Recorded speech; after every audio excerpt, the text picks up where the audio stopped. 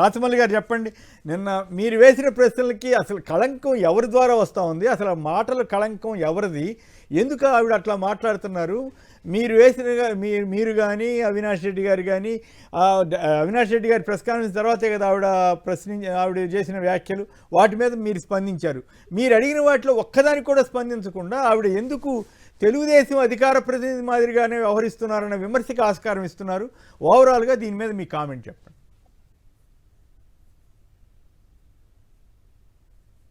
రాజకీయ కుటుంబాలలో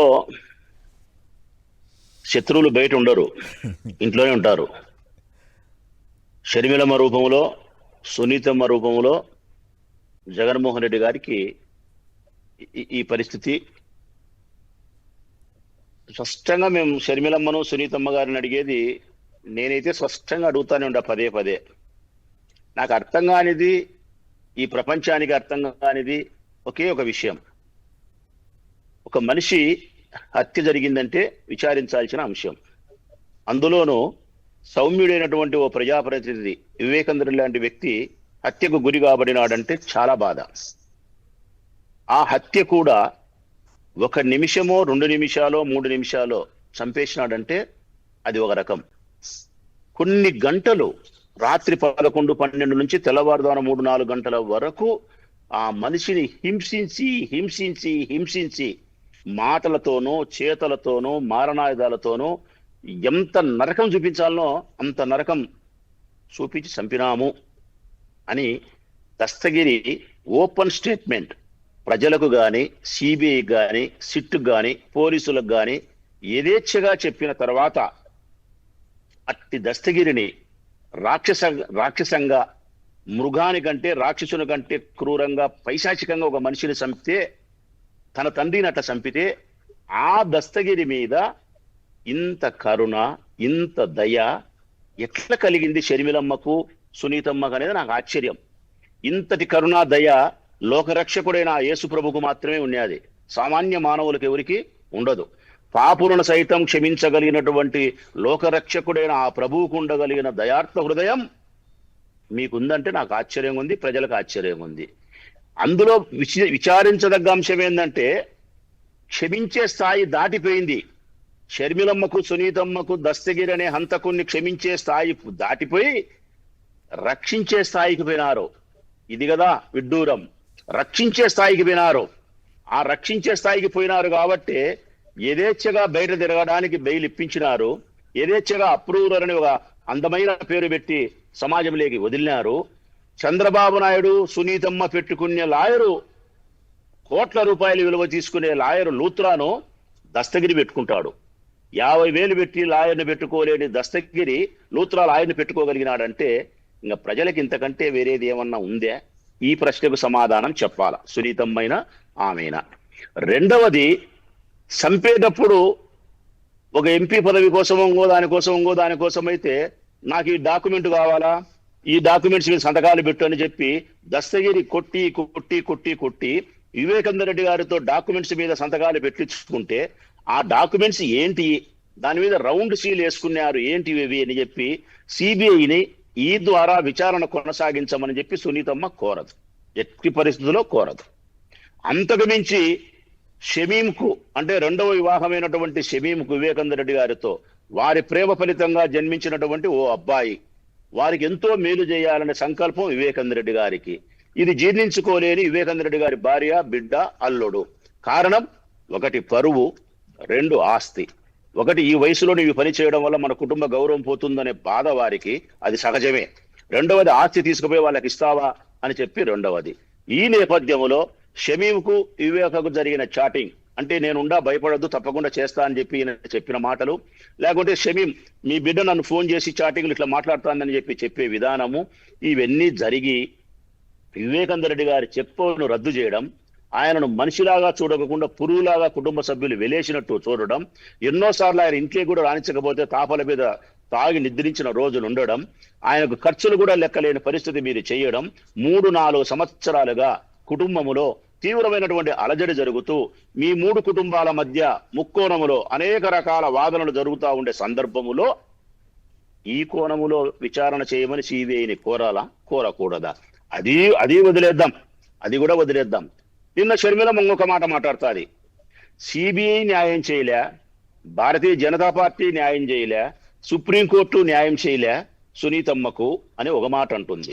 రెండవ మాట అదే సందర్భంలో ఏం మాట్లాడుతుంది తెలుసిన, నిజంగా అవినాష్ రెడ్డి గారు చెప్పినట్టు సునీత భర్త రాజశేఖర రెడ్డి వాళ్ళే హత్య చేసి ఉంటే మరి సిబిఐ ఒక్క ఆధారమైన సేకరించి వాళ్ళ ముద్దాయిలు చేసింది కదా, మరి ముద్దాయిలు చేయలేదే, అన్ని సాక్ష్యాలు ఆధారాలు అవినాశ్ వైపే చూపిస్తానాయి కదా అంటది. అంటే సిబిఐ న్యాయం చేయలేదు అంటుంది. మరొకసారి ఆ సిబిఐ నరెడ్డి రాజశేఖర రెడ్డి కాకుండా అవినాష్నే ముద్దాయం చేస్తానంటే న్యాయం చేసింది అంటది. నేను అడుగుతా ఉన్నా షర్మిలమ్మ గారిని, మరి అదే సిబిఐ భారతి వైపు, భారతమ్మ గారి వైపు, జగన్ వైపు వేలెత్తి చూపలేదు అంటే గన అది మీరు విశ్వసించరా? అసలు ఈ కోణంలోకి, ఈ సందర్భంలోకి, చివరి దశలోకి వచ్చినప్పుడు, విచారణ జరిగే సందర్భంలోకి వచ్చినప్పుడు 7 సంవత్సరాల తర్వాత గత 3-4 నెలలుగా మెల్లగా మీ మాట మారింది. ఆ మాట ఏదంటే గన అవినాష్ వైపు తిప్పిన బాణాన్ని ఇప్పుడు జగన్ వైపు, భారతమ్మ వైపు తిప్పినారు. చంద్రబాబు నాయుడు ఎట్లా కీ ఇస్తే ఆ ప్రకారం సునీతమ్మ ఎట్లా మాట్లాడితే దాని తర్వాత ఒక 10 రోజులకో 15 రోజులకో షర్మిలమ్మ స్టేట్మెంట్ ఇస్తే ఒక విలువ ఉంటుందనే ఉద్దేశంతో రాజశేఖర రెడ్డి బిడ్డ అనే ఒకే ఒక కారణాన్ని పురస్కరించుకొని నీతో వాళ్ళు మాట్లాడిస్తే ఆ స్టేట్మెంట్కి విలువ ఉంటుందని చెప్పి ఓ పథకం ప్రకారం చంద్రబాబు నాయుడు ఆదేశిస్తాడు. సునీతమ్మ ప్రెస్ మీట్ పెడుతుంది. మరో 10 రోజుల తర్వాత షర్మిలమ్మ వచ్చి దానికి అందమైన కథ అల్లుతుంది. ఆ కథలో భాగమే జగన్ చేసినాడు, భారతమ్మ చేసినారు. నేను అడుగుతా ఉన్నా, జగన్మోహన్ రెడ్డి గారికి, భారతమ్మ గారికి హత్య చేసే సంస్కృతి ఉంది అని ఒకటి మాట్లాడదాం, హత్య చేయాల్సిన అవసరం ఉంది అని ఒకటి మాట్లాడదాం. ఎందుకు హత్య చేస్తారు వాళ్ళు? ఎంపీ పదవి ఇచ్చేది ఆయన పురుషోత్తమ రెడ్డి అన్న చెప్పినట్టు పార్టీనే జగన్మోహన్ రెడ్డి గారు, జగన్మోహన్ రెడ్డి గారే పార్టీ. నాకైనా ఎంపీ ఇస్తాడు, నాకైనా ఎమ్మెల్యే ఇస్తాడు, నాకైనా మినిస్టర్ ఇస్తాడు. ఏది ఇవ్వాలనుకుంటే ఎవరికైనా ఇవ్వగలిగినటువంటి సామర్థ్యం ఉండే, హృదయం ఉండేవాడు జగన్మోహన్ రెడ్డి. అన్ని ఎన్నో ఎగ్జాంపుల్ చూపించినాడు. మరి వివేకానంద రెడ్డిని ఆయన చంపాలా? అసలు జగన్మోహన్ రెడ్డి చంపలేదు అనే మాట మా నోట్లో నుంచి మాట్లాడాల్సిన స్థితి రావడమే దరిద్రం. అసలు హత్య అనే పదానికి జగన్మోహన్ రెడ్డి పేరు, భారతమ్మ పేరు ఉపయోగించడమే మా దరిద్రం అన్నా, మా కర్మ. ఆయన సమాజాన్ని సంస్కరించాలా, ఎన్నో పేద కుటుంబాలకు మేలు చేయాలా, తండ్రి కంటే గొప్పగా కీర్తించబడి మరణించాలనే ఆకాంక్షతో ఒకే ఒక స్వప్నంతో పనిచేస్తున్నాడు ఆయన. ఆ స్వప్నం కోసమే రాముడు భరించినని బాధలు ఈయన భరిస్తా ఉంటే హత్య జగన్ చేయలే, భారతమ్మ చేయలే. ఒక మర్యాదస్తురాలైన స్త్రీ హత్యను ప్రోత్సహిస్తాదే? ఇంకా వీళ్ళ ఉద్దేశం, సునీతమ్మ ఉద్దేశము, షర్మిలమ్మ ఉద్దేశం ఏంటంటే గన సిబిఐ స్పష్టంగా చెప్పాలంట. ఏమని? భారతమ్మ గొడ్డలు తీసుకొని, కత్తి తీసుకొని జగన్మోహన్ రెడ్డి గారికి ఇచ్చింది. జగన్మోహన్ రెడ్డి గారి కత్తి తీసుకొని కసకస వివేకానంద రెడ్డి రొమ్ముల మీద పొడిచినాడు, చచ్చిపోయినాడని చెప్పి సిబిఐ రాస్తే అప్పుడు సిబిఐ మంచిది, భారతీయ జనతా పార్టీ మంచిది, కోర్టు మంచిది, ప్రజాస్వామ్యం గొప్పది, రాజ్యాంగం గొప్పది. ఇది ఎక్కడి న్యాయం అన్నా నాకు తెలియకడుగుతా. అసలు షర్మిలమ్మ గాని, సునీతమ్మ గాని 100% చంద్రబాబు నాయుడు గారి ఆదేశాల మేరకు పనిచేస్తున్నారనడానికి దస్తగిరి అనే వ్యక్తినికి మీరు పూర్తిగా మద్దతు ఇచ్చి రక్షిస్తున్నారు చూడి. అతనికి లూత్రా లాయర్ని పెట్టినారు చూడి. చెప్పబను రద్దు చేసిన తర్వాత కూడా మీరు జరిగిన సంఘటన పరిశీలించలేదు చూడి. షమీం యొక్క వ్యవహారాన్ని మీరు గమనించలేదు చూడి. అసలు ఆ డాక్యుమెంట్స్ ఎందుకు తీసుకున్నారు, ఏం పెట్టుకున్నారు, ఇవన్నీ ఏంటి పట్టించుకోకుండా మాట్లాడుతున్నారు. అవును, ఇక్కడ చిన్న పాయింట్ నాకు అర్థం కాలేదు. సిబిఐ ఆ కోణంలోకి ఎందుకు వెళ్ళలేదు? అంతకుముందు సిట్ వాళ్ళు ఆ కోణం కూడా తీసుకున్నారు కదా. రెండో భార్య, కొడుకు, విల్లు, అతనికి ఆస్తి ఇవ్వటం, ఆ వివాదంలోకి అసలు ఆ తర్వాత వచ్చిన రామ్ సింగ్ గారు ఎవరో ఒక ఆయన, ఆ సిబిఐ అయినా అసలు అటు వెళ్లకుండా మొన్న అవినాష్ రెడ్డి గారు కూడా చెప్పారు కదా, ఢిల్లీలో ఎవరో ఒక పెద్ద ఆయన ఇన్ఫ్లుయెన్స్ ప్రకారం ఆయన్ని నియమించి ఎంత చేశారని కూడా ఆయన ఓపెన్గానే ఆరోపణ చేశారు. నిజంగా సిబిఐ ధర్మబద్ధంగా చేస్తే, ఎవరు హత్య చేస్తే వాళ్ళని చేశారనే దాని మీద అన్ని ఆధారాలు తీసుకోవాలి కదా. అసలు ఈ యాంగిల్కే ఎందుకు వెళ్ళలేదు? సక్రమ సంబంధమా అక్రమ సంబంధం అని పక్కన పెడితే తద్వారా పుట్టిన బిడ్డకి ఆస్తి ఇవ్వాలనేటువంటి కోణం కూడా ఉంది. ఆవిడ స్వయంగా పిటిషన్ వేస్తే కూడా ఎందుకు సిబిఐ పట్టించుకోలేదని మీరు అనుకుంటున్నారు? కుటుంబంలో ఎప్పుడైనా ఒక ప్రముఖుడు, మన కుటుంబ సభ్యుల్లో ఒక వ్యక్తి ఇంట్లోనే హత్య జరిగితే కనుక పోలీసులు కానీ, సిబిఐ కానీ, సిట్టు కానీ మొట్టమొదట అనుమానాన్ని ప్రారంభించేది కుటుంబ సభ్యుల దగ్గర నుంచే ప్రారంభిస్తారు. ఎక్కడైనా ఇది పోలీసులకు అందరికీ తెలిసిన సత్యం. మొట్టమొదట కుటుంబ సభ్యుల దగ్గర నుంచి ప్రారంభమవుతుంది. ఈ హత్య కూడా కుటుంబ సభ్యుల దగ్గర నుంచి ప్రారంభం కావాలా. అట్లా ప్రారంభమైతే మొట్టమొదట నా దృష్టిలో ఖచ్చితంగా ప్రారంభం జరగాల్సినది, విచారణ జరగాల్సింది ఎక్కడంటే శివప్రకాష్ రెడ్డిని విచారణ చేయాల. శివప్రకాష్ రెడ్డి. ఆయన ఎవరు? వివేకానంద రెడ్డి గారికి స్వయాన బావుమరిది. హత్య జరిగినప్పుడు ఆ రోజు పులివెందుల్లో ఉండేది శివప్రకాష్ రెడ్డి. వివేకానంద రెడ్డి గారి ఇంటికి సమీపంలోనే ఉండేది శివప్రకాష్ రెడ్డి గారు. అసలు షర్మిలమ్మ చెప్పింది ఏం చెప్తాంది నిన్న? సాక్షి ఛానల్ 7:15 13 నుంచి వివేకానంద రెడ్డి గుండెపోటుతో మరణించినాడని ప్రచారం చేసిందని చెప్పి సునీతమ్మ షర్మిలమ్మ చెప్తున్నారు. అసలు సాక్షి పత్రికకైనా, సాక్షి ఛానల్కైనా, లేకుంటే అవినాష్ రెడ్డి గారికైనా, లేకుంటే నాలాంటి ఆ కుటుంబానికి సన్నిహితంగా ఉండే మాకైనా మొట్టమొదట ఆ వార్త బయటకు వచ్చేదానికి కారణం ఎవరంటే గన సమీపంలో ఉండబడినటువంటి వివేకానంద రెడ్డి గారి బావమరిది, సొంతం సునీతమ్మకు మేనమామైనటువంటి శివప్రకాష్ రెడ్డి. ఫస్ట్ ఆ శవాన్ని చూసిన తర్వాత, వివేకానంద రెడ్డి గారి మృతదేహాన్ని చూసిన తర్వాత ప్రపంచానికి చెప్పినది శివప్రకాష్ రెడ్డి. ఏమని? మా బావ మరణించినాడు గుండెపోటుతో అని చెప్పినాడు. ఇదే విషయం తెలుగుదేశం నాయకుడు, అప్పట్లో తెలుగుదేశంలో ఆదినారాయణ రెడ్డి గారు కూడా చెప్పినట్టు వీడియోలు వచ్చినాయి కదా, ధృవీకరించినాడు. ఎక్కడో అవినాష్ రెడ్డి జమ్మలమడుగులో పర్యటన ఉంటే వివేకానంద రెడ్డి యొక్క మరణాన్ని గురించి అవినాష్ రెడ్డికి ఫోన్ ద్వారా సమాచారాన్ని ఇచ్చింది ఎవరంటే శివప్రకాష్ రెడ్డి. శివప్రకాష్ రెడ్డి ఫోన్ చేసి వివేకానంద రెడ్డి బావ మరణించినాడు, వివేకం బావ మరణించినాడు అన్నప్పుడు అవినాష్ రెడ్డి అడిగిన ప్రశ్న ఆశ్చర్యంగా షాక్ గురే, అన్న ఎట్లా చనిపోయినాడు అని అంటే గుండెపోటుతో మరణించినాడు. మరి గుండెపోటుతో మరణించినాడని చెప్పి ధృవీకరించింది, సర్టిఫై చేసింది వాళ్ళ బావమాడిది. మొట్టమొదట సిబిఐ పోలీస్ సిట్ ఎవరైనా సరే విచారణ మొదలు పెట్టాల్సినది అక్కడ మొదలు పెట్టలే. నర్రెడ్డి రాజశేఖర రెడ్డి బావమరిది అక్కడికి పోలే. షమీం యొక్క వ్యవహారం సంబంధించి వాళ్ళకి అక్కడికి పోలే.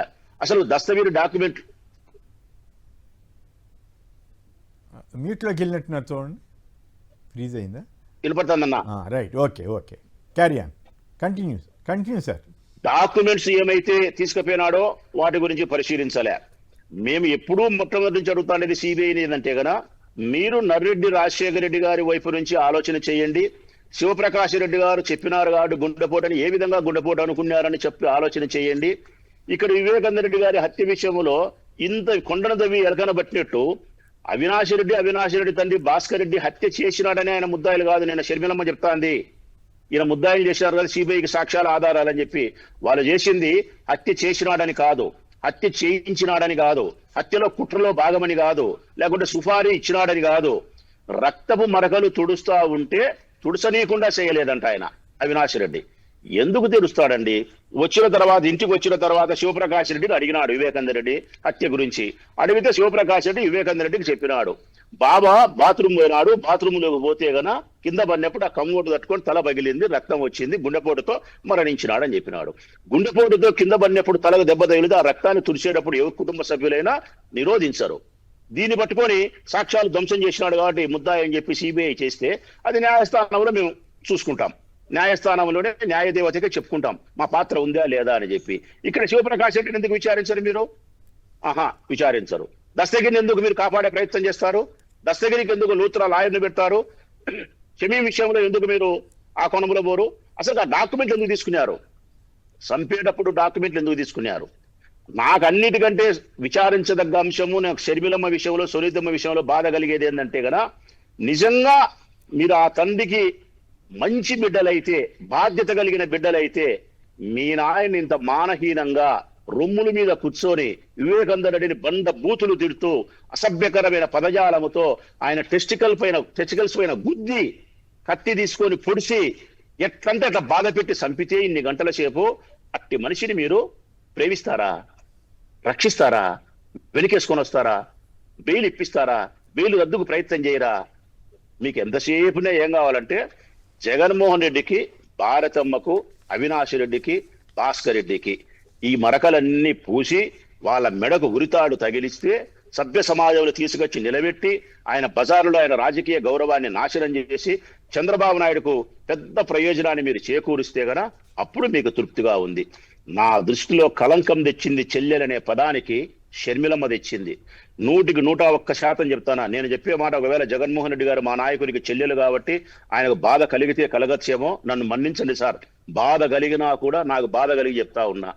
చెల్లెలనే పదానికే కలంకం తెచ్చింది షర్మిలమ్మ. కారణం ఎందుకంటే గన రాజశేఖర రెడ్డి అన్న కుటుంబానికి తీవ్రమైనటువంటి అవమానం చేసి రాజశేఖర రెడ్డి మరణాన్ని కూడా కావాలని కోరుకునే మనస్తత్వం కలిగిన చంద్రబాబు నాయుడును మేము గొంతు కోసినా చంద్రబాబు నాయుడు వైపు చూడం. అట్లాంటి అభిమానులకైనా మాకు బాధ కలిగించే విధంగా చంద్రబాబు నాయుడు కొంపకు పోతారా? ఈ షర్మిలమ్మ అయినా సరే, సునీతమ్మ అయినా సరే ఆయన చెప్పినట్టు వింటారా? ఆయన ప్రయోజనాలను పరిరక్షిస్తారా? రాజశేఖర రెడ్డి కుటుంబాన్ని ద్వేషించి అవమానించినటువంటి ఆ కుటుంబాన్ని ప్రేమించే ఈ చెల్లెలు 100% కలంకితమే.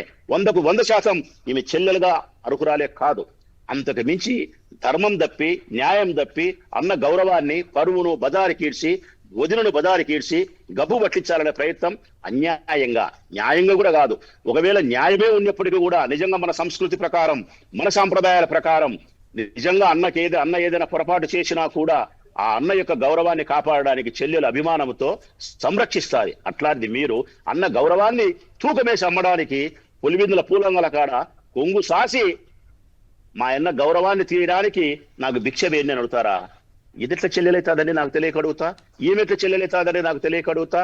ఇట్లా చెల్లెలు రాయలసీమలో లేరు, ఇట్లా చెల్లెలు ఆంధ్రప్రదేశ్లో లేరు, వీళ్ళు మాత్రమే ఉన్నారు. అందుకే నా దృష్టిలో చెల్లెలనే పదానికి కలంకం తెచ్చింది, అభిమానం అనే పాత్రకు పూర్తిగా పాత్ర వేసింది షర్మిలమ్మ.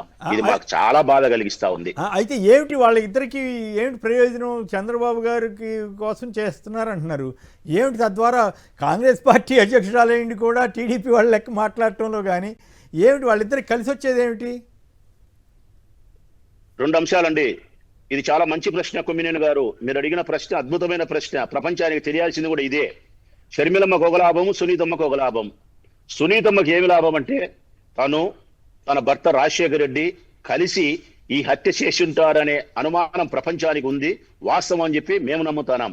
సిబిఐ ఆ కోణంలో దర్యాప్తు చేస్తే గన తన భర్త జైలుకు పోవాల్సిన పరిస్థితి వస్తుంది కాబట్టి, వాళ్ళు జైలు జీవితాన్ని గడపాల్సి వస్తుంది కాబట్టి ఆ సిబిఐ నుంచి కేసు నుంచి సంరక్షించుకునే దానికోసం చంద్రబాబు నాయుడు యొక్క సహాయాన్ని కోరగలిగినారు. అందుకే చంద్రబాబు నాయుడు ప్రకారం వాళ్ళు నాటకం ఆడుతున్నారు. ఇక షర్మిలమ్మకి ఏం లాభం? షర్మిలమ్మకు జగన్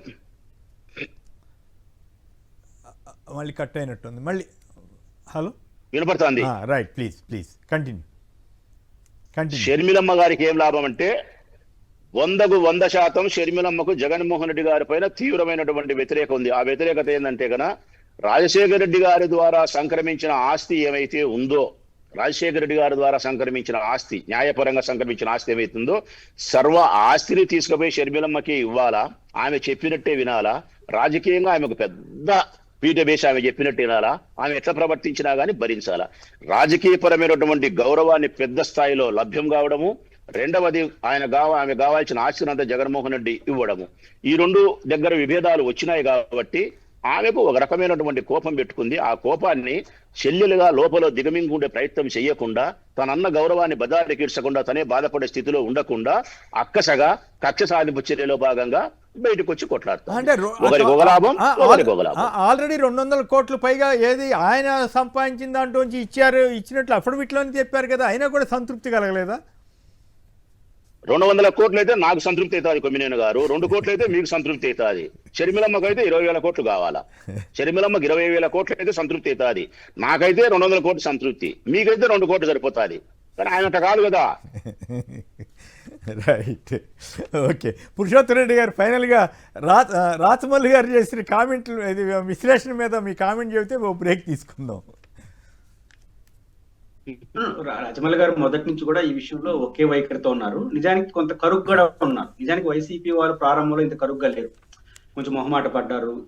అంటే రాజశేఖర రెడ్డి గారు కుమార్తె కదా, ఏ కారణం రీత్యా అయినా మొహమాట. నిజానికి మొదటి నుంచి కరుగ్గా అంటే వ్యక్తిగత విమర్శలు అవసరం లేదు, కానీ ఎంచుకున్న పద్ధతి చాలా దారుణంగా ఉంటుంది. నాకు అర్థం కాలేదు, తండ్రి తల్లి ఆస్తులు ఎలా పంచుతారు కొమ్మినేని గారు? పిల్లలకి సమానంగా పంచుతారు, మనవళ్ళకి మనవరాలు సమానంగా పంచమని రాజశేఖర రెడ్డి గారు చెప్పినారు అంటారు. అసలు నాకు ఆ లాజిక్కే అర్థం కాల. మనవళ్ళు మనవరాలకి సమానంగా పంచుకునే ఎవరైనా తాత చెప్తాడా? రాజశేఖర రెడ్డి గారు ఇంకోటిగా నాకు అర్థం కాదు కొమ్మినేని గారు, రాజశేఖర రెడ్డి గారు ఉన్నప్పుడు ఆయన ఆస్తులు పనిచేసినాడు, ఆ తర్వాత ఎవరి సంపాదన వాళ్ళది. ఇప్పుడు జగన్ గారు చుట్టూ ఉన్న వాటిలో మా వాట అంటున్నారు. షర్మిల గారికి కొన్ని ఉన్నాయి, ఇప్పుడు కొన్ని తెలంగాణలో ఉన్నాయి కదా, అక్కడ జగన్ గారి పేర్లు వినపడవే.